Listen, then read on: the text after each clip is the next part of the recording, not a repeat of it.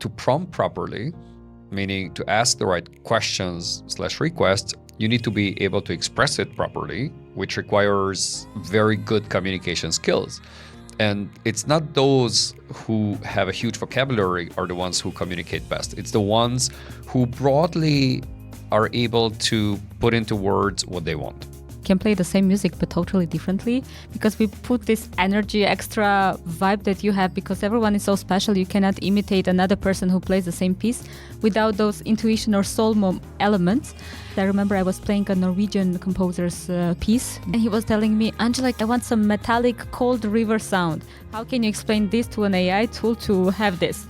So the technology is already there to help you with your intuition, but you would still need to know what elements you should actually pay attention to and which not. It's like feedback.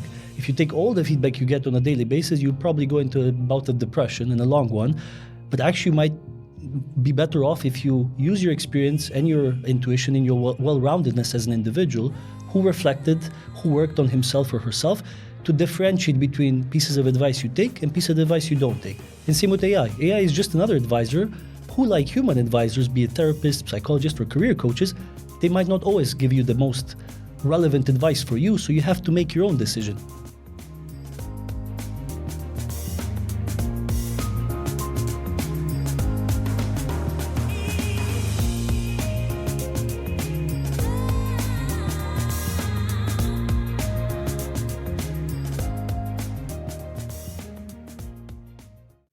Hi, and welcome to the next episode of the Beyond the Bubble podcast.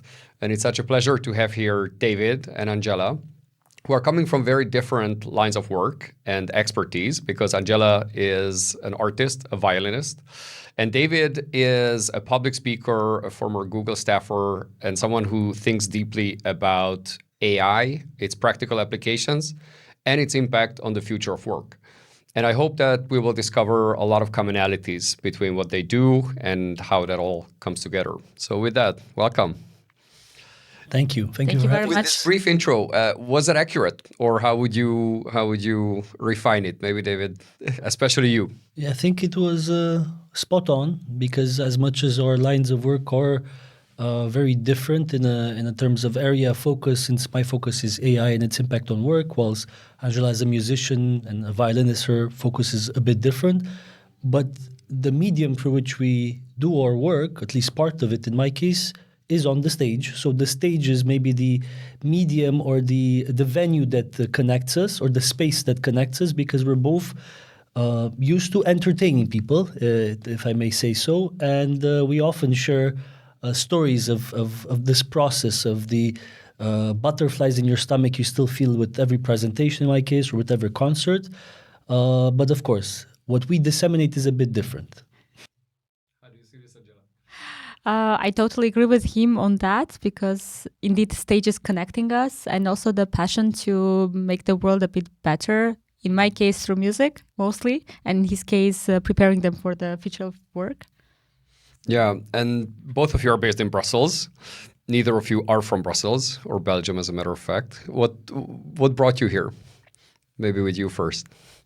With me first. Okay. For me, music brought me here, and it was funny story actually how I came here, because before I was studying in the US, in New York. And after that, I was 19 years old, so I was very young, and I thought that, okay, I need to go home. I really missed my family, my friends, and I traveled back to Armenia for like 4 years. I was working there on my permanent job, and I had holidays for 1 month. And I received invitation to go to Germany to be part of a summer academy somewhere in Germany, Hundisburg Castle. It was very mystic castle, very beautiful place and inspiring. And we had so many international musicians there that I really missed of talking to them, playing music with them, and really seeing this exchange of schools and culture, and inspired me a lot. And I have a few friends who were Armenians, but were already living either in France or in Belgium. And I started to ask how was the studies here, what did you like the most, and etc. etc. And one of them told me that, there will be auditions in Brussels and in 2 weeks. Since you are on holiday and you have time, you have the visa if you want to, come and explore. And my father had friends who live in Belgium, so they could host me And I was like, okay, why not? I can just travel there. I came to Brussels, and after 2 weeks, I did my exams and I got in. And instead of staying in Europe for 10 days, I stayed for 10 months. So that was the journey, how it started. And since then, it's been 7 years that I'm living here. Isn't that typical? Very much. Come for a while and then stay. Yes, as for a long, David long time. loves to say, Brussels is one of the biggest train stations in the world because people come and go, or they come and stay, but not really planning to come and stay, like things are changing. Yeah, I think it's like Hotel California, right? Mhm. Exactly. You can check in, but you never leave. Right. And what's your story, David? In short, I'm from Transylvania, Romania, the region in the center of the country. And I've been coming to Brussels, like most young Europeans, for European projects and conferences ever since I can remember, ever since I was a sort of a student back in the day. My first longer trip was still during my student time. I was an Erasmus student in Strasbourg. And of course, with many of my peers, European and international colleagues, we wanted to do a longer trip, so a week trip to Brussels to explore the other EU capital as we saw it at the time. Something in me told me, I think this was in 2013, something in my gut told me that this is a city I would see myself living in the future. I don't know how, I don't know when, or how, what job will get me there. And I had to wait, indeed, 4 or 5 years to actually make that gut feeling a reality. I was working at Google in Romania at the time. This is obviously after my studies. And there was an opportunity to come be part in Brussels of the Google Brussels or Google EU team. And similar to Anzhela and most people in Brussels, it's the work that brought me to Brussels. But maybe particularly to my case, I did always have an affinity to Belgium and Brussels in particular, which I couldn't really explain until I came here and I saw it's actually even better, more livable, more diverse, more filled with opportunities as a city than I even imagined at the time. So I'm very happy, and I'm in my 6th year here. And in the meantime, I've also become a Belgian citizen to be even more actively engaged in the local politics and to actively contribute as a citizen. Yeah. Without any intention or not to be misinterpreted that to discount what you said, but it's somewhat typical, right? Like every experience is very unique and every experience is of that kind, but that sort of affinity towards Belgium or Brussels in particular is a rather common phenomenon, because indeed there are a lot of opportunities here, a lot of an incredible number of nationalities are represented here. And I think in and by itself, it's a huge value. And slowly, or not so slowly, but really transiting towards the common thread that I mentioned at the beginning, I think that certainly contributed, because you came from a technological or tech perspective, and yet something that is closely related to that human diversity and the flourishing or well-being, both privately and in work. So how does your line of work, your activities contribute to that? Maybe we go with you, because you come from the art area. Yeah, indeed. And with the arts, you indeed can touch people, because either when they are having a worrying situation in their lives or they're happy, they always like to connect and to really have emotions. And I love doing that. I love playing music and seeing different kind of audience. And I love the diversity, because some people don't expect certain music and how it's going to influence them, if they are going to be interested or not. But it's really lovely to see the silence when you perform, and afterwards the ovations, and afterwards the comments that they make. That especially I love to perform in front of people who are not musicians, because it's more sincere. It's more the feedback that you get. And I really love having that. And from Armenia, I brought really the Armenian culture, that I love to transfer it here. I love to show it, because our country is small, but we have so many interesting composers, so many artistic people around the world, that I really wanted to share part of me, because that's what in Belgium I think is very unique, that each person comes from different background, different country, and each of them brings part of their culture to here. So from my end, it's the music that I try to share. Do you get to choose what you play, or you're part of an orchestra and you're basically told that this is what's on the show? I'm collaborating with the Flemish Symphony Orchestra, which is based in Ghent. And before I was collaborating with La Monnaie, the opera house. But besides that, I do have my solo concerts, solo recitals, either with piano or with smaller groups where I can choose which kind of program to play, and always Armenian pieces there. Like at least at the end, in the beginning or half of the program, I really love to contribute to that. And besides that, of course, there are so many lovely composers from Belgium. And also I did Baroque music, so authentically playing on the period instrument when it was performed during Bach or during Renaissance period. So I really like this exchange and to take people to travel through the time with music. So that's something that I love.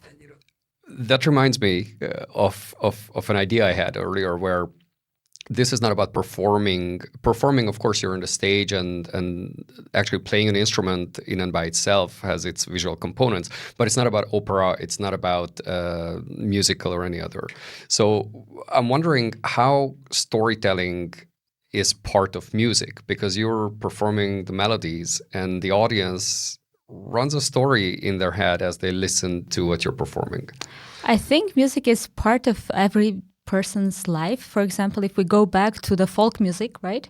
When people were putting a baby to sleep, or they were working in the fields, or they were just dancing, the music was always there. So they were either composing, not knowing that they're composing, but just really putting their emotions through music. And nowadays, a lot of classical composers, they use those folk stories, folk songs in their music. So when we perform a classical music now, a symphony, be it a sonata or like any kind of forms, all those elements of culture are there. That's why we can really know that it's a French music, or it's an Armenian music, it's a Russian music, and we all put together those cultural elements.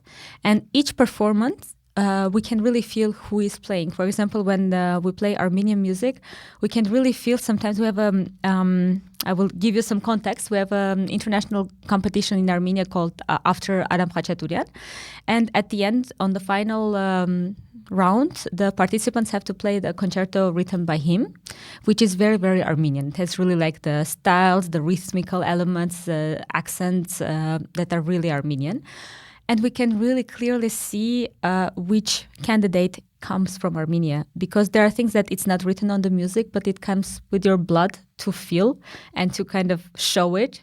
So every interpretation is unique, and that's how we do the storytelling. That can be interesting, that can be a little bit less interesting also, or can be totally different, even though people are playing the same notes, the same music by the same composer. It's interesting because what I take away from that, how the person needs to manifest in the music. It's not just purely the sounds and the tones and the mechanics of it, but your personality makes it what it is. And those who have the ear would feel it, would resonate with them. And I think that's perhaps a good transit to David, because you deal with AI, you deal with the future of work, and you deal with its social impact. So the common point there, I think, is the human component of the personality and the person in. It's not just the output of these cards, of this product, of a service, but the personality. So how does technology and the human experience come together? Yeah, it's a very philosophical question, and I don't have one answer to it. I have my own musings about it. I think about this topic quite often. And for me, the biggest probably connecting element between technology, the future of work, and music is this idea of meaning. Because more and more we see in this AI space that I'm finding myself in, there's discussions about a scenario in which some would say it is the utopian scenario in which these technological advancements we've been seeing in recent years, triggered by generative AI, could potentially lead, and there's a small chance, but still a realistic chance, to lead to a world in which there might not be as much of a need to work for a living, and as much as that might sound crazy to many people maybe listening, this is a sort of a potential scenario being discussed very seriously by academics, by technologists, and so on.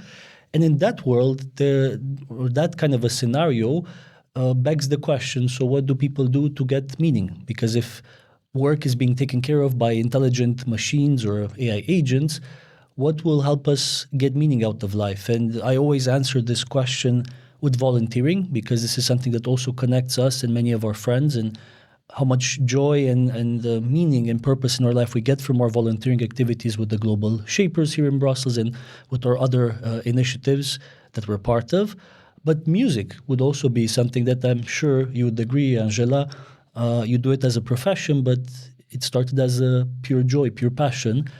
And this whole idea of meaning, to kind of wrap up this thought, we often don't think about it when we choose professions in life, or maybe not initially, maybe it's an afterthought, but more and more it's going to be an important element of our decision making, because we do spend a lot of our daily lives working, hopefully many of us by doing meaningful work. But if not, or if in the future there might not be a need for work itself, how will we get meaning out of life? And that's a question that, as much as it sounds, again, a bit maybe too philosophical for many, or too distant in the future, this scenario, I would challenge you to say by the fact that maybe it's not that distant, and that we might sooner than later have to ask each other and ourselves this question: how do we get meaning if it's not from work? You know, there's a very important distinction where entertainment and meaning, because music is entertainment for the largest part, and it's not a mutually exclusive thing. You are entertaining the audience, but I'm absolutely sure that both for the audience and especially you performing it, there's a lot of depth to it, and a much deeper layer of meaning. And the same thing where, yes, you can entertain others and kind of do something purely for the recipient, versus it needs to resonate with you as well, the one creating it. And I think that's where work comes in. And those who have the possibility, the chance, the opportunity to have a kind of work where it's not purely about providing something and making a living, but much more than that. So what is that kind of work? What are the attributes of that kind of work? I think it's important for each person to understand, as David mentioned also, what gives you joy. For example, for me, music, I don't see it as a work itself. When I was a child, I was 5 years old. It was the first time my parents took me to watch a concert, actually, and it touched me so deeply. I loved so much the voice of the violin that I was sure at that moment that I really want to play this, because I want to dedicate my life. 5. Yes, Wow. and I wanted to dedicate my life to this. And when I was 11 years old, I was already practicing a lot, doing a lot of concerts, and I was lucky to get into a fellowship, which was called Vladimir Spivakov Fellowship. And they chose 6 young kids, at that moment we were kids, to travel abroad and within Armenia as well for concerts. So when I was 11, I got the first chance to also travel to Belgium. That was the first place I went. For me, it was a dream, because I come from Armenia. You don't think about those things, visa and etc. And for me, it was so impressive to be able to do what I love to do, and to really enjoy the moment being on stage and taking the people through my emotions, through my journey to the music. So for me, that was really like the understanding of, I want to give all my life for this passion that I have, that makes me feel joyful, and also to have this experience that you have inside your body, bringing these emotions, bringing through music and giving it to the audience, and kind of taking them to the journey with you, and then bringing them back to their seats. And after a minute or two, you receive the applause, and you feel that it's sincere, that they really enjoyed that Because journey. it really aligns with Yes. with yourself. And it's always one more thing to add to this. It's sometimes it's, I would say, a problem in our field that musicians don't think about making money or see it as a work itself. They finish conservatory, then they think, actually, I need to make some money also with it. It's not just the pure art itself. So I think that's the thing that can be worked on. And that's the thing, right? Like you can have an extremely meaningful job, but at the end of the day, you need to pay the electricity bill and make a living in some way. So how do you see that evolving in the age of automation, in the age of robotics, in the age of AI? Yeah, before we get down to that age with the sort of forward-looking thinking, I did want to add to what Anzhela mentioned, which is actually similar almost copy-paste, I would say, from a thought leader I'm following for some years now, who has been called in Silicon Valley the angel investor or sort of angel philosopher, because he's an angel investor but also a philosopher. His name is Naval Ravikant. And one of the things that struck me from his musings on X was something along the lines, and very similar to what Anzhela mentioned, is that your ideal career or job is the one that allows you to do the work that feels like play to you and work to others. Going back to her point of finding things that you find easy because you just do it naturally, it does come obviously as an advantage to musicians, to athletes, if you have the chance to discover it so early. For those of us, the majority of the population, is obviously a bit more difficult. But if you look hard enough in your childhood, and I'm doing this exercise as a career coach with some of my clients, to push them to think, what did they love to do when they're 7, 8, 9, 10 years old? And our memories can go back probably up to 5 or so down to 5 years old. And you'd be surprised by some activities that can highlight for you, or at least give you an indication of what is meant for you to do in life, at least for a portion of your life. And to give a concrete example, which complements Anzhela's example, which again I would put in the bucket of talented musicians, talented athletes who obviously have to discover their talent fairly early in order to become professional. I put myself in the sort of average Joe part of the population who didn't have, unfortunately, a talent in music. I do have a musical ear, but not a talent in playing. I still have to learn to play the guitar. Or I've been an amateur football player, but not a full-time athlete. But what I did discover doing this exercise with myself, this exercise of reflection, is that I always like to narrate things. I used to have sort of my own little moments of joy playing with toys, with action figures, in which I was not playing by just actually moving my hands and moving the toys, but I was actually narrating what I'm doing. And my mom, back in the day, saw some potential, and she always encouraged me to continue to narrate. And somehow, for one of her friends, I gave my first radio interview at 6. So I also started very early to discover that communication, be it verbal or written, will be a way for me to, at some point, earn my bread, so to say. So, yeah, before looking forward towards the sort of technological trends we're seeing and how they will impact work, I still try to push people in my group of friends or clients I have as a career coach to actually look backwards to their childhood, to some of their earlier memories, because regardless of what AI will do or not do, it will still be very relevant for us to know ourselves better and to know our strengths and weaknesses better, because that will allow us to pivot regardless of what AI will do to the economy or to the world of work. Because to close up the loop, if you find something early in life or even later in life that you do with so much joy that enables you to perform above average, then it's going to be just easier for you to adapt to the changes to come, and to be more easy to work hard enough to be able to adapt, because there's some hard work involved as well. I think that's a very good point, where finding not necessarily a specific activity, be that music or whatever action figures there are, but looking at the pattern and looking at the kind of thing that brings you more than joy, where it puts you in a certain position, in a certain flow state very early on in life, and to say, oh, I'm good here.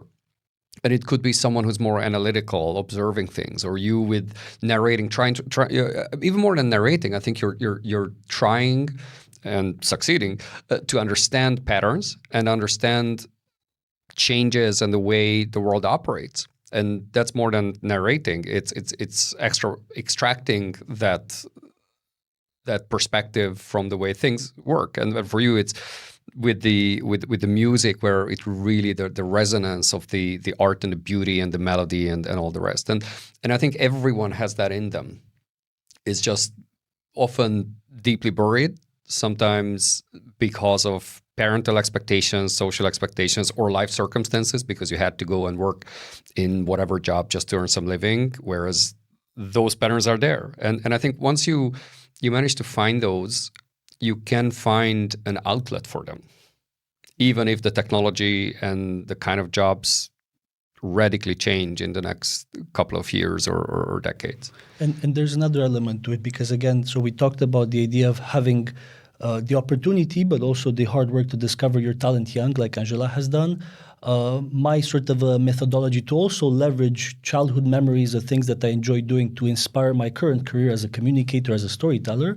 But there's another path which I find it's equally rewarding or potentially even more beneficial given how fast moving the world is nowadays, is this idea of becoming decent at least 2 or 3 things, which most of us are, and then combining those 2 or 3 things, be it skills, be it interests, into something that is then almost like you win at your own game because you create a new sort of a line of work. And the example I always give is of the author of I think it's called the Gilbert cartoon animation. I think the New Yorker or New York Times had it in the 80s or 90s, the first cartoonist that was actually putting his work in front of very much a business readership. Scott Adams, yeah. Scott Adams, exactly. And yeah, I was fascinated by his approach, and I took a lot of inspiration from it, of the idea that he always jokingly said he was not the funniest in any room.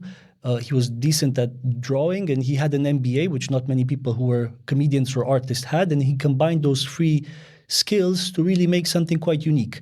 And that, I think, still is as a maybe third option, because there's, again, alternatives for everyone. That's actually, again, feasible for pretty much any person, because we all have at least 2 things we're decent at.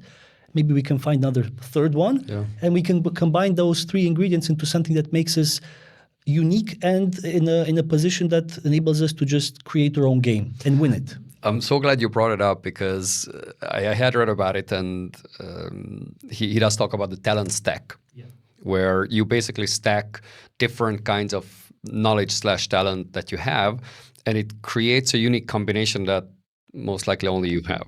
And many people would have those as disparate places, but not necessarily combined together. And I'm reminded, I was a classmate, but someone in my year at university, I studied law. And this guy had a degree in chemistry. And that's a strange combination for someone to have studied chemistry and have a degree in law. And then he found the perfect place where he was working on patents and intellectual property and all that kind of thing. He actually understood what was written on those documents, unlike most lawyers who may not have that level of depth. But like you say, and so that's a good direction as we talk about the future of work in the age of technology, of what is your unique talent stack. But before we get there, I want to ask you, Anzhela, of what's a talent stack for a musician? So playing an instrument well is probably a minimum requirement, but what makes a good musician a great musician? Of course, dedication and hard work is the first thing, because it's with a pure talent, you cannot go far. You have to put a lot of time, a lot of hours of practice there. Communication is the skill that you need always, because there can be a very good and talented musician, but who feels shy to communicate, feels shy to network. Communicate with other artists and to get opportunities to be on stage. Because it's one thing to play great, but it's another thing to do the marketing part. Because that's also something that you need to do. And also almost all the musicians, the professional ones, they have maybe something like a hobby that they put a lot of time or effort. And that's how you always combine. Somebody is very interested in history, or somebody is interested to learn 10th language or 11th language. We have a Brazilian colleague that David knows as well.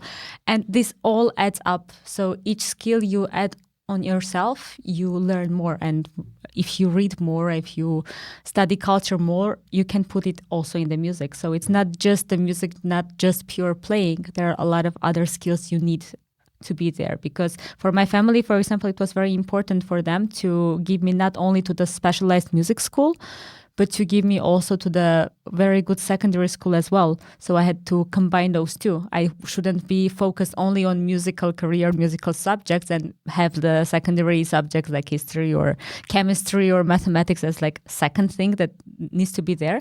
But they were really like pushing me hard to be at the same level with both, because if you're educated in different fields, you can express it. You become different person rather than just having the music, just having the joyful moments. Yeah, I think it makes a lot of sense, because and especially if you can combine two somewhat distinct or counterintuitive things, talents, competences, or others that can yield a very good combination. And I'm reminded, just quite a few days ago, more than a few days ago, but we recorded here a conversation, which by the time this is released probably will have been released, with a fashion psychologist. And you say, okay, fashion and psychology do not necessarily intuitively go together, but it's a very interesting combination to put that together. And similarly in your field, and for others, those watching it, listening to this, to say what somewhat distinct talents or knowledge or competencies may come together that makes you and unique. Yeah, and also it's interesting, another thing that, for example, in conservatory, people can think that which is our university basically, people can think that we have only musical subjects there, we study only that, but it's not true, because we study also psychology, we study history of culture, we study a lot of other, also law for culture, also management for culture. So there are so many things that you need to do, also philosophy, because you need to know. These are like basic information that you need to know in order to think widely, and all those knowledge you put inside the music. So it's not really like specified on certain skill, but it's much broader than what we have. And by the way, maybe as a mental bookmarker, we can already talk about this when it comes to law, copyright, and the artistic work that you put out there, both as a performance, but composers or creative artists or visual artists, and how that comes together with technology. I mean, it's a huge and very controversial question now, because you can generate music, you can generate images, you can generate text, obviously, and all of that is somewhere in the gray zone of how unique, how original that is, and how much was it trained on other people's intellectual property. Yeah, and there was already a problem that why we have now copyrights, right, before the AI started. Because some composers were listening to a certain music, taking parts of it and putting it in their own music. And then there were lawsuits against those people who were getting those samples from another music, but it was not inspiration. It was literally copy-paste. Yeah, I was just going to say, so when does inspiration end and stealing begins? When it's literally the same thing. When you get just a small fragment for like a 1 measure, 2 measures, it's okay. You can just be inspired and then develop it in your idea, like to get a motif and then develop it in different direction and put in yours. But when you just literally copy paste a big fragment from music or a song to yours and say that it's yours, then the problem starts there. So it's both patterns and proportions. Yes. Which ones? So David, how do you see that? I mean, it's a very complex topic. I'm sure many policymakers, both in Brussels and on the other side of the Atlantic in DC, are thinking about this, because it's probably one of the biggest unanswered questions when it comes to AI-related legislation. I mean, there's quite a few unsolved ones, but this is one of the top 3, I would say, copyrights and AI, because it does seem like it's always the case that the technology is advancing faster than our ability, and by our meaning us people here in the EU bubble, especially policymakers, our ability to understand how the technology works and to effectively regulate it. And the answer is I don't know what the solution will be, because it's already so much data has been taken by some companies, legally, unlegally, to be decided in court, because there are open court cases against many of the big tech companies. There's been also deals being done with journalistic content from everything from New York Times to The Guardian and so on, who willingly and for a pretty hefty sum sold data they had, journalistic content for the tech companies to use in their training of the large language models. So there's a way to do it in which is, of course, both legal and that both parties are being remunerated. But then when you talk about individual authors, artists, I think that's going to be a big question to hopefully be solved by the end of the decade, because otherwise I think, funny enough, not just for artists, but for most workers, if we put everybody under the umbrella of worker, the entry level is the most at risk, be it entry-level accountant or entry-level artist. Because if you're an entry-level artist, how can you compete eventually if you're not yet recognizable enough as Rihanna or Drake, who already are using, with their own sort of willingness, their voice to basically recreate songs or create new songs. And then, I think last year or this year, the first ever song generated fully by AI using Drake's voice with his permission was in the top 10 billboards in the US. But if you're already a recognizable voice or artist, because this is happening now with painting as well, that puts you in a very good position. If you're just starting up and your voice or skill is not yet that well known, it's a bit harder to remunerate it, because people can basically then acquire or pay for an album of an artist that is well known, that hasn't put as much effort anymore into the creation of the new song or new piece of art, but they did leverage their already built sort of a brand reputation, so to say. So yeah, without going into too much details, I'm concerned by the state of AI and copyright nowadays, and I don't see any clear solution, neither in Brussels or on the other side of the Atlantic, being put forth. Do you think that since it's fairly easy and increasingly easy to hyper-engineer great or seemingly great pieces of art, be that music, be that visual, even movies, increasingly with the Google Veo and a couple of other tools coming up, are very powerful. So you can fairly easily create this. We're talking digital mostly. Certainly, you can print it, you can do stuff with it, but it's mostly digital, originally digital products, and hyper-engineer and make a great success. Do you think that might lead to more human experiences? Because having a face-to-face conversation, having a tangible sculpture, going to a concert and experiencing it. So anything that where the human is an integral part of the experience, is that going to increase its value? I think yes. I think since our technology is getting better and better day by day, the technology, the AI itself, can have the chance to detect which song or which artwork is created by AI or not. That can be a easy thing to do, and that can put more value to the human art itself. And we were talking about the songs, right? But to compose a song, like there are so many. For example, my father, he improvises so well. He can create music in 1 second about just being influenced by, I don't know, the weather, the character of the person, just seeing somebody walking there, and he can just really compose the music about that. So I think our human potential is really big. It's just we don't use it as much, and we don't think that it's that useful at certain point. But if we can change this part, meaning that to give more authority, more value on the human touch, on the human influence, and then literally put it there that this video or this song is generated by AI, people can have choices. They will not feel like trapped in a reality that they don't know this is AI, this is human, or what to do, and they will not compete with each other. My hope for humanity, to complement what Anzhela said, is that like we now pay extra for fair trade, human-made, in ethical work conditions products, we would hopefully pay more in the future for a book or artwork or a composition, musical composition made by a human, as much as we will have available quite a lot of AI-generated ones, maybe at either a freemium version or at a very low cost. And that's my hope in humanity, that we will always prefer, even if it's just as a way to give back to others, to still pay potentially a premium for the human-made creation, whatever that might be, musical, a piece of art, sculpture, and so on, then we would pay for an AI-generated one. And also to complement what Anzhela mentioned, there already is, or are, better said, tools that can detect in music, AI-generated music, AI-generated artwork. There should be, I think, as any sort of a company that creates such a tool, they should also mention very transparently what has been generated by AI, but it's not 100% proof. There's always ways to go around the sort of AI detectedness. So even that in itself, it's actually a big question mark. Will we have, like Google has, or better said YouTube, watermarks on videos that are generated by AI?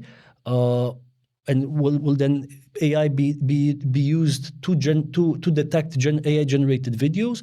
Or will the people who generate these content find ways to escape that and to still potentially sell at a premium a piece of artwork that has been generated fully by AI, but they pretended that it's been generated by them? So there's many questions that are at the borderline of legality, ethics, morality, I would say. I think if we will have a law which can tell you that if the artwork or music or whatever it is used, let's say, up to 20% by AI tools, and then 80% is done by the human itself, maybe you can consider it's human mostly. But if it's more than that, then it's restricted, then you can sell it as AI. But there are many ways. Yeah, because I was going to say it's not necessarily a binary thing. It's not fully human, fully AI. Certainly there are cases like that. But it's often a spectrum where certain parts of it, or certain, maybe the inspiration of it, or maybe let's say you're giving a keynote speech, you're coming up with ideas what you're going to do with it that you can brainstorm with AI. It doesn't make your speech AI generated, but it had a certain input. So it's really the co-intelligence, the Ethan Mollick type, where you put these two together and you come up with a better result than you would have if you had used only one or the other. But that, and I'm reading now something quite interesting, because I'm doing a lot of research these days on the idea, or the open question, is AI bridging the performance gap or widening it? And actually going back to your previous point. Sorry, I'll hold you for a second. What is performance gap? So basically, is AI helping you as an entry-level worker increase your performance and then catch up with people who are more experienced than you, or not? Or actually vice versa? Is it actually just helping the already skilled, highly performant individuals? And the question is still fairly open. There's studies saying that it actually helps bridge the gap and help entry-level workers catch up faster with their more experienced colleagues. And there's equally research, showing the opposite.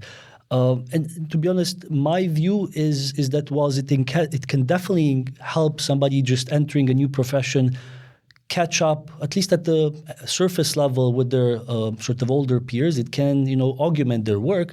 At the end of the day, most studies show that the best equipped to use AI tools in a way to augment themselves or the people who already have the necessary skills and experience, because they're able to both prompt better and also detect an output that might be a confabulation or hallucination, how it used to be called. So it still is, going back to previous points I made now and also often on LinkedIn, my biggest fear with AI is that it will increase inequality based on how we see things nowadays, in which it will help people who are already fairly well skilled in their jobs, whilst the others, it will help them just to a certain point.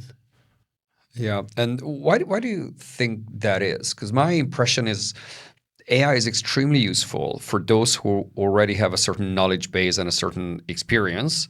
Dare I say, kind of our generation or age bracket, more or less, where you already have many years of experience in your field of work, and AI can add a lot to it.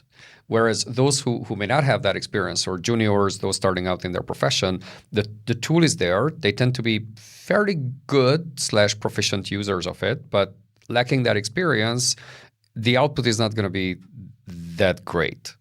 What's your take on that?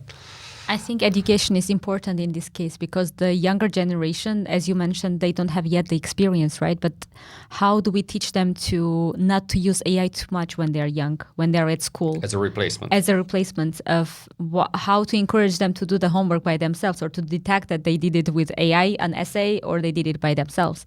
I think the education system have to change, and that's one of the key elements that can help. Yeah, I definitely agree to that element, and the idea that, quoting some of the studies I was referencing in my previous remark, it really depends on the profession at the end of the day, because if it is something repetitive, if it is something that just requires a human to make sense of a lot of data points but not necessarily take any decision based on them, and maybe just organize them in a report or put them in an executive summary, then actually, even for entry-level workers, it's not just helpful, but it does help bridge the gap a bit, only if the entry-level worker is actually not intervening too much with the output, given that he or she is maybe not that experienced.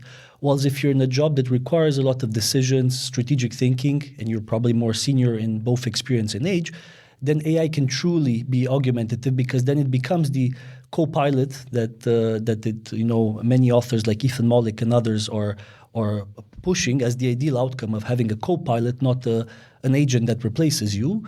But it can be a co-pilot only if it can co-pilot with somebody, a human, that has the relevant knowledge to make sense of the output it gives. Because these tools, as much as they're growing incredibly fast, they will, I think, never be 100% perfect. There will always be a chance for even a word that is either misplaced or erroneous that could cause potential reputational or even legal damage to a person. So that element of you having the knowledge to use these tools remains there, and education will help, but education will just help by actually still, yes, teaching kids how to use AI ethically, but actually still teaching them, and maybe even better than it did in the past, how to be critical thinkers. So still the human skills more than the AI literacy skills, because the human skills will help differentiate high performers from people who just use AI and copy paste, basically. And here's a question to you, Anzhela, because the word intuition comes to mind.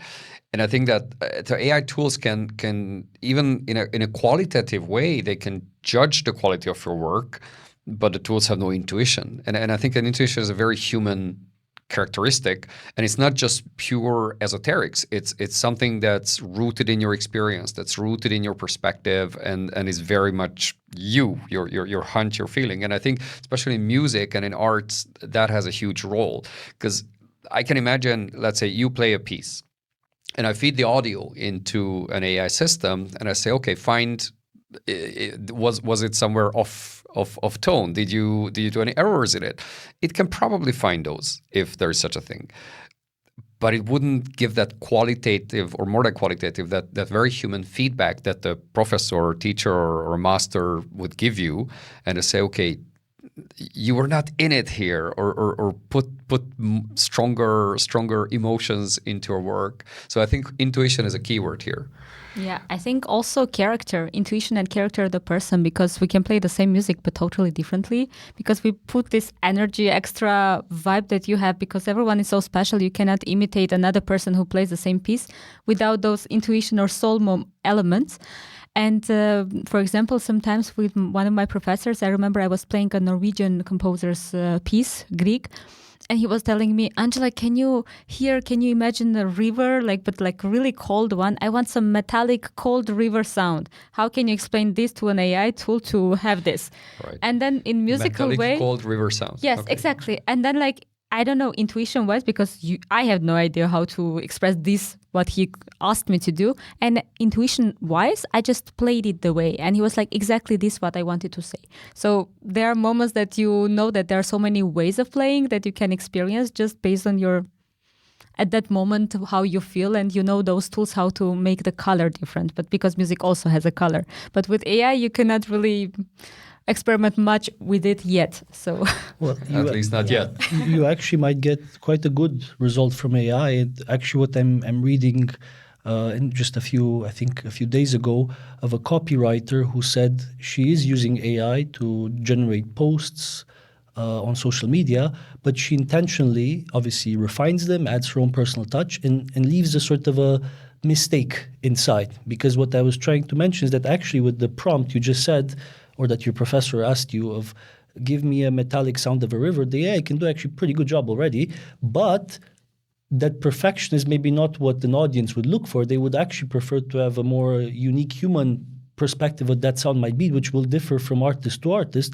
because the AI might have the same or very similar polished version of that sound that has already been in the data that it's been trained on. Not really. I wouldn't agree on that, because it's one thing to say this type, but it's another thing to make it through your soul. For example, I can bring an example of the Queen Elizabeth competition, which is the, let's say, #1 competition in the world, which is held in Belgium. Queen Elizabeth. Queen Elizabeth, yeah. So every year in Belgium, there are either a violin competition or piano or cello. It changes every year, but that's #1 in the world. All the best performers are coming here to compete with each other, and there are more than 60 people during the first round only. So they had to cut it down until 6 laureates. But the thing is that I love going to listen to them on the first and second rounds. Why? Because most of them have to play the same piece. And on the second round, also a contemporary piece, something that is written exceptionally for that year of competition. And I remember in 2019, when it was, I think, first time I went to actually listen to them, they were playing this contemporary competition piece in a certain way. They were very good level technically. Everybody was playing really decently a lot of things. But there was a Romanian lady, young violinist, who went on stage, and I don't know, it was different. I thought it's a different piece, literally. She was so combined with the pianist that I felt like it's one person playing. And the way she played her Georgianescu sonata was really incredible. And at that level, you really feel like the difference, because technical wise, everybody is really great. Tone, the sound of the instrument that they make, it's totally different. But the soul, the energy, the intuition, the character that this girl put in it, it put her so high, totally different. And you are like, okay, there is certainly difference even in this level. Even in this level, you can really find the difference, because that's the special element that I don't think AI has. Yeah, and you're raising, I think, very important, because that exactly connects to work. Because in many parts of our work, if your line of business is to fabricate some widget and every single one of them has to be the same and standardized, well, it's off the mill, right? Like the same thing, cookie cutter. But when it comes to art, and I say that art for work, because good work is art. Be that sport shoes, be that, I don't know, consumer products, and be that actual art. But again, the way it's done, the way it's put together, it has to have that human element to be really great. So how does that come together with the immense power of technology, with the future workers using that to create something great? Yeah, I think the key differentiator, which again comes with experience, it's taste. A human, let's say, mid-manager or senior manager, so who has a few years in the industry, who understands the sort of the demands of their customers for his or her product service, he or she then can better prompt any of the AI tools to give him or her some campaign ideas or product ideas. And then he or she, again, could filter through the output a bit better and understand, okay, is this actually feasible? Would this actually be tailored to my audience? Because indeed, the AI tool and all of them are doing a great job in coming up with ideas which in some cases might be just crazy enough to work, maybe your winning idea, but that's only if you, as the person who knows the taste of your audience and you've refined that understanding through years of work and experience in the industry, only you can decide. And that's when, again, the human in the loop is so important. But again, I keep underlining this because it's important. It does come with experience. You cannot expect an entry-level graduate to have that taste formed. And that's why we go back to education. We have to make sure that entry-level graduates, people who are maybe to graduate in the next few years, who are now still students, still find a way to skill themselves up, both in the people skills but also in the AI literacy skills, to get that entry-level job, be it an internship, a traineeship, to start refining their taste, because that will eventually hopefully help them differentiate themselves from their competitors in the job market. You know, I'm smiling a little bit here because we're talking about very, well, seemingly basic but fundamental characteristics. We're talking about judgment, we're talking about intuition, and we're talking about taste. And I think these are the very core human qualities that you need. And take music. And how does good taste in music, how is it formed? Is it something that a tool, however sophisticated, can it learn? I'm guessing not, and it's probably a good thing because we wouldn't necessarily want this to be replicated by the machines. That's where the good human judgment and good taste comes in, and good taste is inseparable from quality.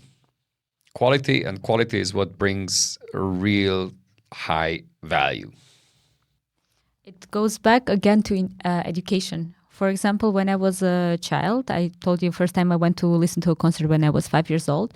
And afterwards, my mom used to take me always to concerts just for me to listen, to differentiate the top players, of course, like worldwide famous musicians, but to understand what is my taste, what I like exactly in this particular concert. For you to discover your taste. Yes. To what I liked during this concert and what I didn't like for another performance, or what I liked it. And in Armenia, it's so common. And we used to go there with my school classmates and their parents, or afterwards, of course, alone with my friends. But the taste of the public is different because of that they started to be very demanding, understanding what is good for them, the taste wise, what is not so good, and you can really feel the difference. But it's also part of the education that you go, you listen, you understand what is yours, what you like more and what you don't like more. So that's also a thing that you can learn yourself. And again, we're throwing in another concept here of self-reflection and self-knowledge, because without that, if it tickles your senses in some way, that's probably a very superficial way, but it works. But you want to go deeper than that. You want to have something of quality. And for that, you need to discover what that is. Consciously find what is a high value. Yeah, and even one more example I can bring is about instruments themselves, because it's another art to make a violin. For example, now the violins that cost more than millions are the ones made by Stradivarius, Italian masters, Guarneri from 18th, 19th centuries. Until now, people cannot replicate that. Even though we have all the technology to do the scans, to understand which kind of varnish, which kind of wood they used, but how exactly they made the instruments that sound so great in huge concert halls with the acoustic sound without the microphones is still a mystery. It is. And not also the same person, luthier, who made this violin, for example, one example of violin, he never duplicated it on the other one because the second one is different. And now each of those instruments are so valuable. And nowadays people, of course, make new instruments, but always trying to get to that the best value that they can make. But it's always a mystery, even with AI tools, even the technology that we have. So incredible.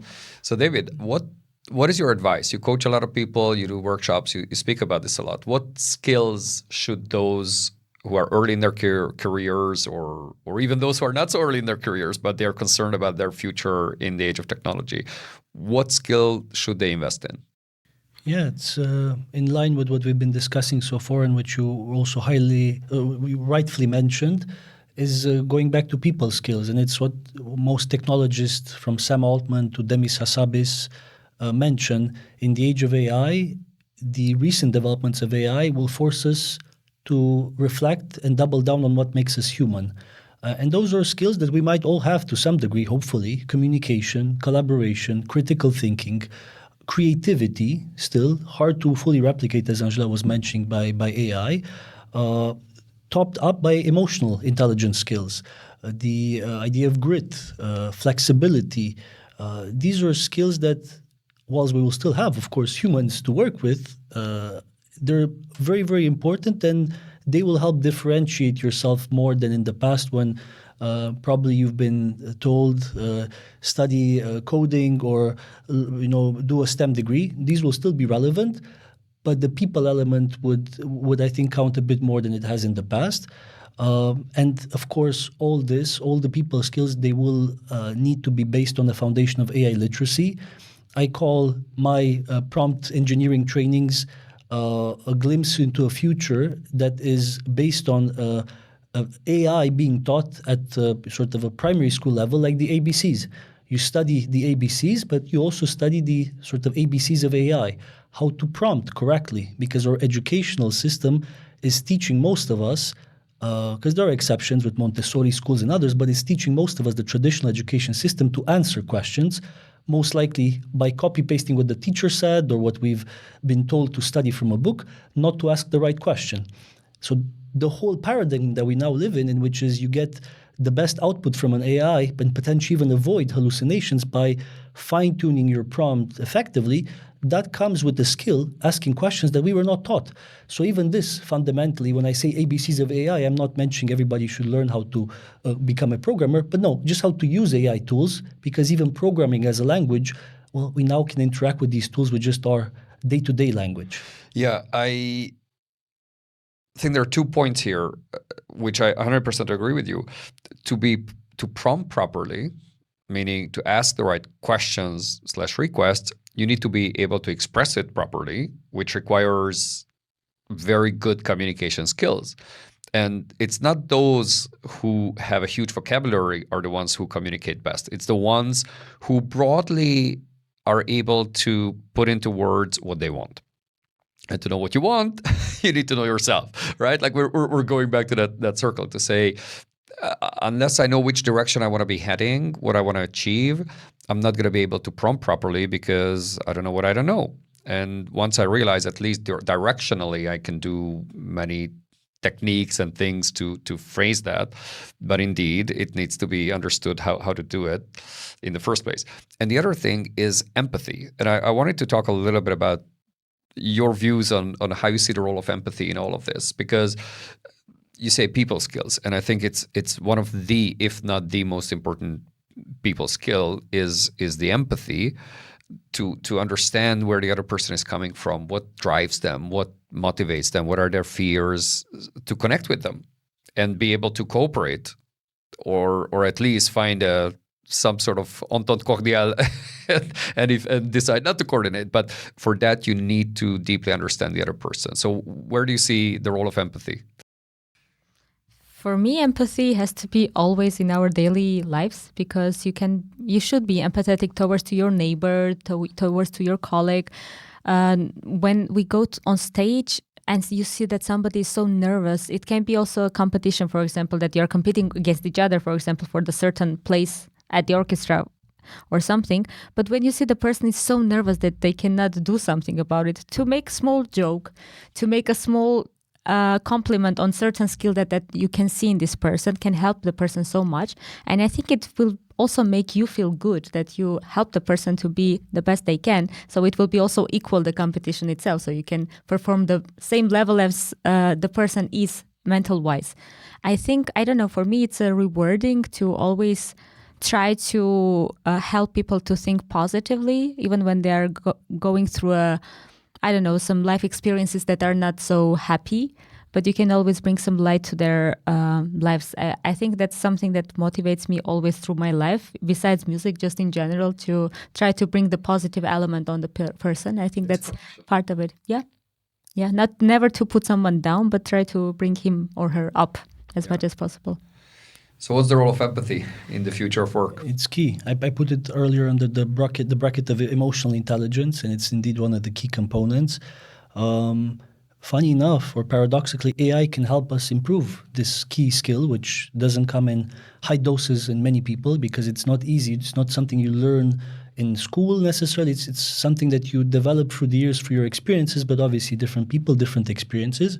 But with AI, you can actually use it to give the AI tool a context. Hey, I'm in this situation, interacting with this person. I said this. I made him or her feel like this. How can I do better? How can I make up? How can I, refine my communication to not in any way pass judgment on this other person? So you can indeed potentially prepare for difficult conversations you are to have in your life by initially brainstorming with an AI tool of your choice to make sure you're better able to deal with those conversations, difficult conversations, in a more empathetic way. And why I say this, because again, let's be honest, Anzhela is a great example of somebody who has high doses of empathy, but I wouldn't say you're unique, because there are thankfully other people like this, but there's not so many. So you're definitely in a smaller percentage of the population with high doses of empathy. And for the rest of us who are still trying to increase those levels, it's actually AI is a great tool to do that and to be better equipped at both developing empathy in yourself and showing it to others. How do you see AI's role in faking empathy? Because AI tools, chatbots, or not just chat, but even voice conversation tools, they are really good at mimicking and faking empathy because they understand your words. There are a couple of tools out there now that are able to read your vocal tone. So it gets ideas about if you're angry, if you're frustrated, there are different emotions in our voice. So they're able to replicate that, or not necessarily replicate, but they're able to respond to that in presumably manipulative ways. If it's a sales bot or some customer support agent, virtual, it can very easily sway you to one decision or another, or trying to turn that against you. So what's your take on that? Maybe David first, and Anzhela, if you have ideas. That's why I suggested earlier for us to use these tools to train ourselves, because indeed, the way most AI tools or programs, they're programmed in a way to please the user, us.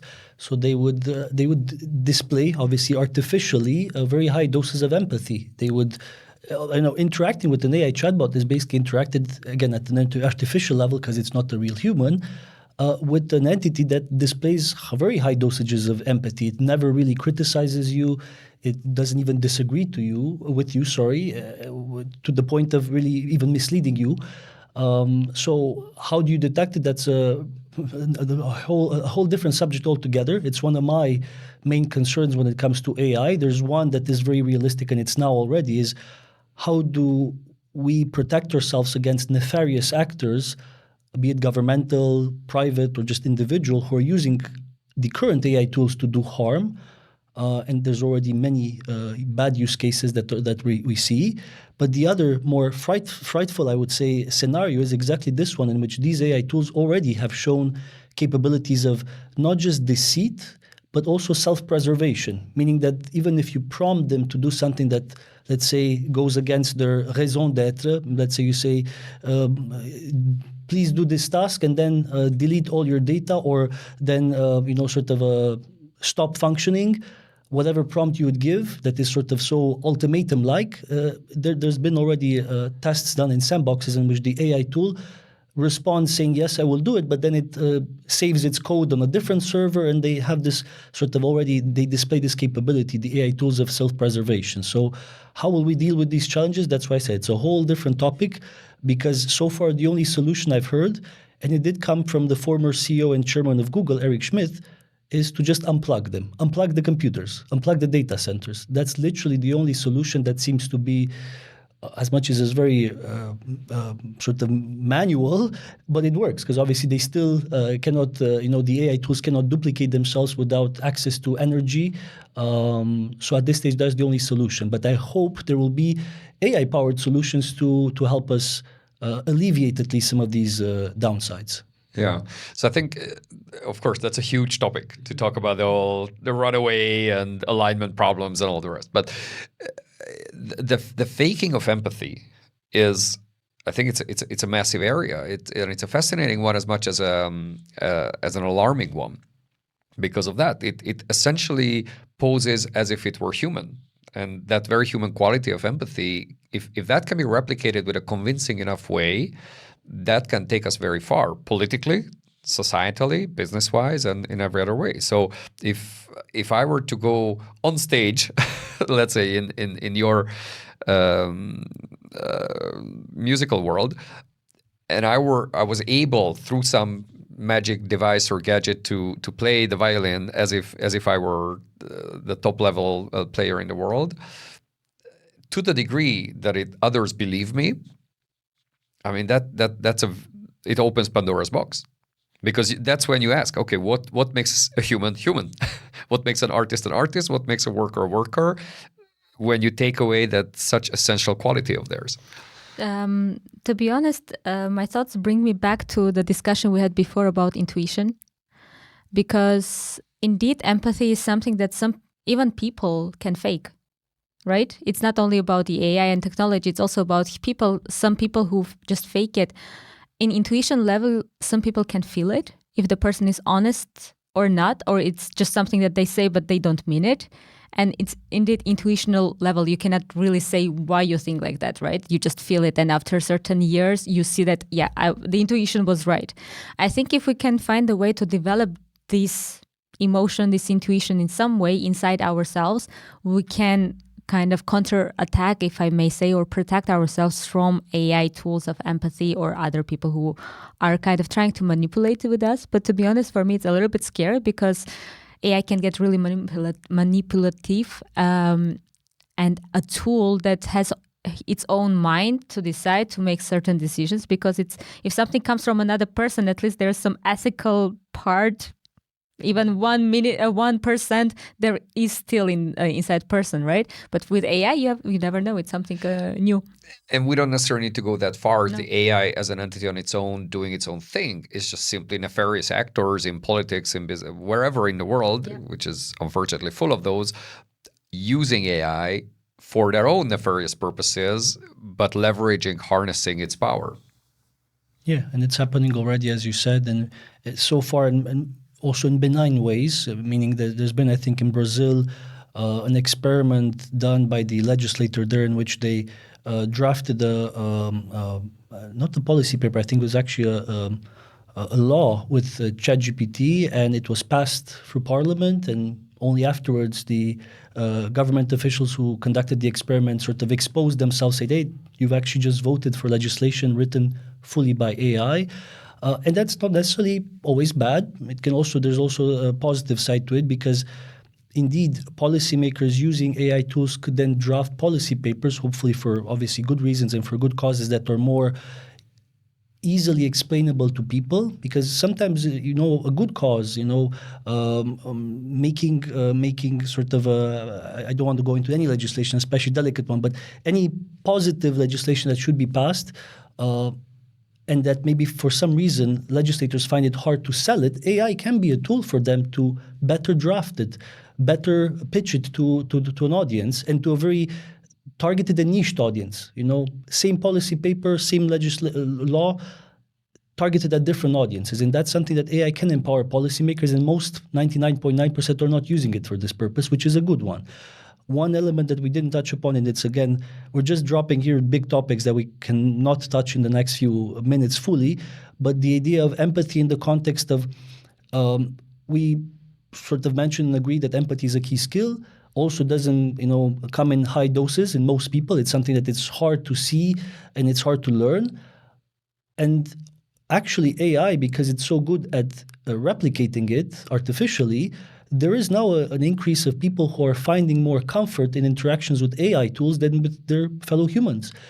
Friendship, romance. And this is, again, it sounds like a funny Black Mirror episode now, but it's reality. It's happening. There's people around the world who, because they're lonely, they're going through a bout of depression, perhaps.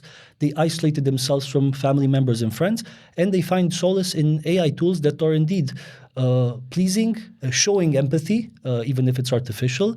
And there's a slippery slope between doing this during a period of your life or doing it for an extended amount of time. And this is still obviously being measured now year by year, but we don't have comprehensive data to really see how big the challenges will be. Yeah, I mean, this is a huge area, and there was this study, was it McKinsey or Harvard Business Review? I don't recall. I'm sure you've seen it, where there was this list of 100 uses of AI ranked, and number one was companionship and more.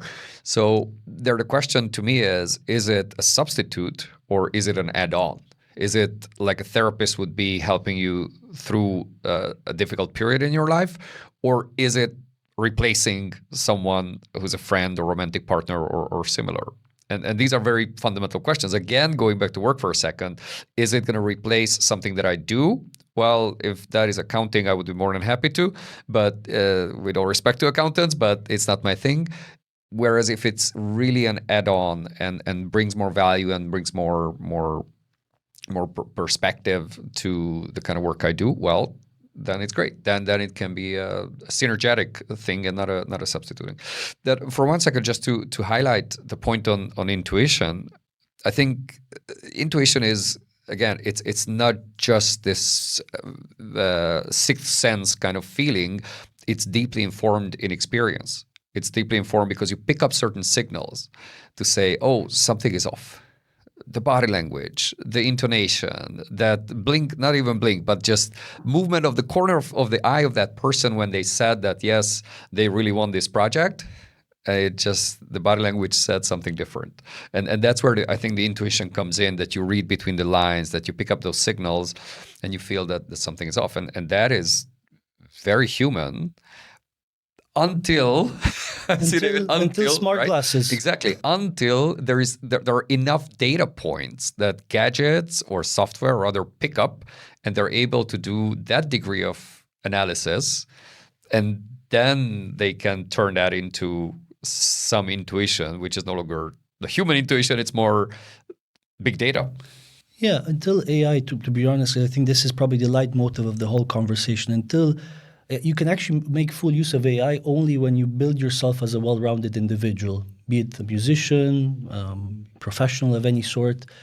Because even with this example, I was already foreseeing something that is very, very likely at the moment, given how fast AR, VR gadgets are evolving. We have Meta, Apple, now Google relaunched their Google Glass project, and the technology is already there to wear glasses that literally tell you in real time to help you pick up body language cues that otherwise you might not even pick up. So the technology is already there to help you with your intuition, but you would still need to know what elements you should actually pay attention to and which not. It's like feedback. If you take all the feedback you get on a daily basis, you probably go into a bout of depression in the long one, but actually might be better off if you use your experience and your intuition and your well-roundedness as an individual who reflected, who worked on himself or herself to differentiate between pieces of advice you take and pieces of advice you don't take. And same with AI. AI is just another advisor who, like human advisors, be it therapists, psychologists, or career coaches, they might not always give you the most relevant advice for you, so you have to make your own decision. But for that, you still need to develop all these skills that people nowadays think, with AI, AI can do everything. No, you would still need to do all those things you did before, but now you do have a sidekick to bounce off ideas with, to brainstorm, to debate, but you still need to use all your human skills, intuition, and all the things we discussed to make your own decision, basically. I think so. And I'm reminded there's this beautiful Japanese term, the wabi-sabi, with the beauty and the imperfection. And it says a lot, I think, in this kind of conversation and the imperfection is not necessarily that you forget your tone in the middle of your piece. It's not that kind of imperfection, but again, that you're nervous before you go on stage. And again, it's a bit judgmental to say imperfection, but in the sense of very human way of being in that particular situation. And it's very important to be nervous, to have these bubbles, butterflies in your stomach before the stage. There was a very famous violinist, David Timis. He was from Soviet Union times, and once he actually canceled his solo concert because he didn't feel nervous. He was feeling absolutely nothing before that concert. I look at David as a public speaker. Would you want to have that? Totally calm on stage. He was really like that. And just 5 minutes before going on stage, he canceled everything because he was like, I don't feel I can give any energy to the people because I don't feel nervous now at all.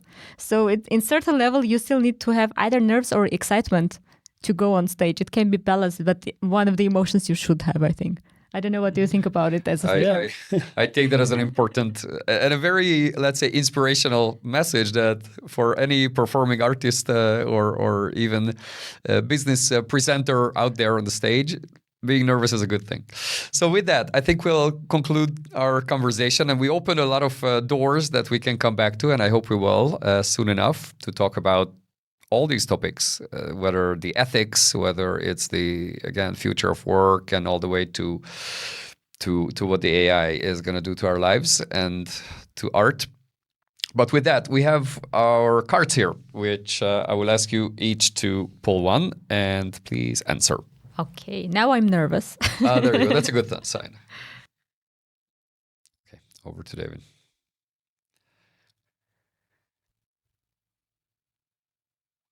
Who or what might have stopped you from realizing your full potential? It's just myself, because I really believe that we are the biggest and maybe only real roadblocks to our own development, and it might not be even intentional. And I'm sure I didn't want to stop myself, and I'm still in the journey, so I still can unblock those bottlenecks. But yeah, I think we can be our biggest friends and our biggest enemies if we are not careful enough, and if we don't reflect enough, and if we cannot identify between those two identities that we each carry with us. So I've been my biggest bottleneck, but also my biggest supporter in reaching my full potential at the same time. We all have this duality, I think. Thank you, Anzhela. In what ways have your parents influenced your choice of partners? My parents always trusted my intuition because I was not thinking about having a partner for a long time, because I was so much dedicated in my daily life and my music that I was not concentrating that much in it. But my parents trusted me with this. But as being an example in the family, as showing me how the family should be, they were already teaching me a lot. And when I met David, I really felt that, yeah, he's the one. Amazing.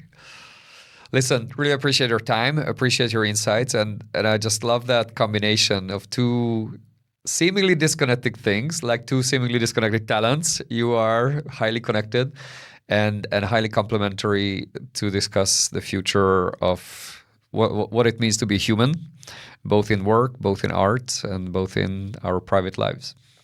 Thank you very much. Thanks for Thank you being so here. much. Thank you.